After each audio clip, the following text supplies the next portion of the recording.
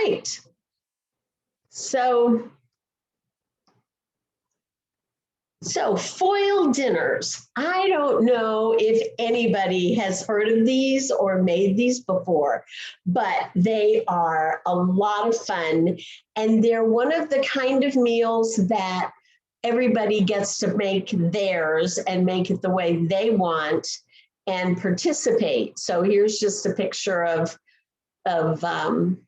this was Jack's. He put he's the third. So he put, that was labeling his.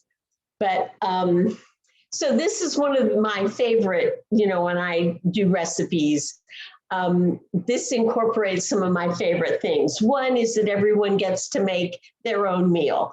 And, if you have somebody that likes this but doesn't like that, well, they can make it the way they want. So there's no complaining. And then the plate becomes the take-home container. And because you usually make more than you can eat at the time.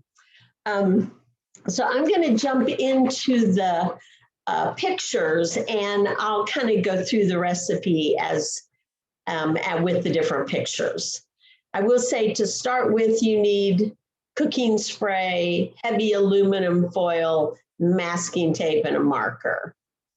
So this roll of aluminum foil is not heavy duty, and we just didn't get the right kind. So we doubled.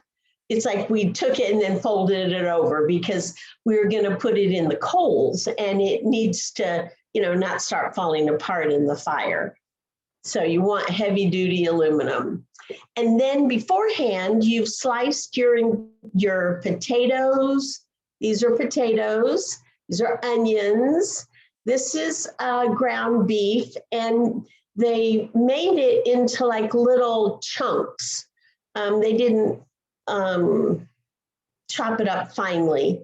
It is ground beef, and then these are sliced carrots.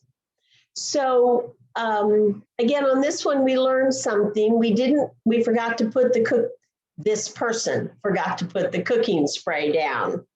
And before they started, you want to spray the foil before you start putting the potatoes down. And you put the potatoes first. They take longer to cook, and it kind of gives the base for the rest of the food. And again, you can kind of make it any way you want.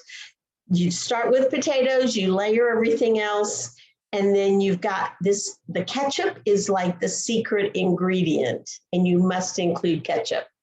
So they've added the carrots, the meat, and the cheese. And the ketchup's on there, and you can add any kind of seasonings that you want. And then you fold it up and make like an envelope, and you want to put your name on it. So we had 6 of these going in the fire, and they got all kind of rearranged. Because you'd move them from, the hottest spots, and so that one wouldn't get burned, because you do want them all to be done at the same time. So here's some more making of them. People had different styles. This is an engineer. This one over here is more artistic. Personalities come out making foil dinners. And this is like how much ketchup you have to have. And somebody they added cilantro and mustard as well. So you can pretty much do what you want. Now our family, our kids and spouses, and went to this river that we like to go to, and we were in a cabin, but they had the fire rings outside. And if you see back here, this was the fire ring that had been around the fire, but it wasn't letting the fire either get hot enough or have room for the foil dinners. So we took the ring off, and there wasn't a fire danger at that particular time. There had been some rain. So this is what they look like while they're cooking. And it's quite fun, smells good. And this was, you have to test it. You have to open one to test. And this wasn't quite done. So we put them back on for a bit longer. And, you know, just kind of kept the fire going. And that's what it looks like when it's done.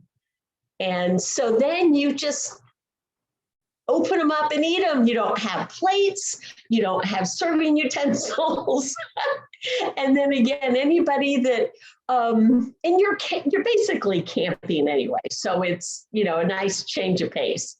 And then if you don't eat all of yours, you just kind of wrap it back up again and put it in the refrigerator for later.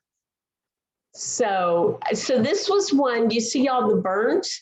This was the one that forgot to put the oil, spray it with oil. So, yeah, they were wonderful. So, and it was just a lot of fun to make them and to have everyone participate. And then of course we put the ring back on the fire and cooked marshmallows.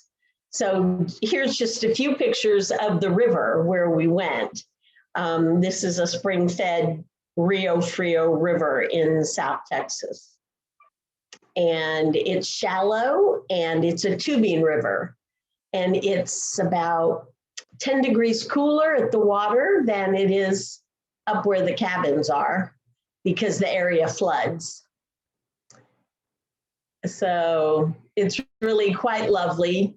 And the big hobby pastime is you move rocks to create better chutes for the rapids, for the tubers. So, oh, and our daughter, of course, had to paint some paintings while she was there. So there we go. It was, and it's now 7 o'clock. So I'm going to stop my screen share. And if anybody has any questions, I can answer them quickly.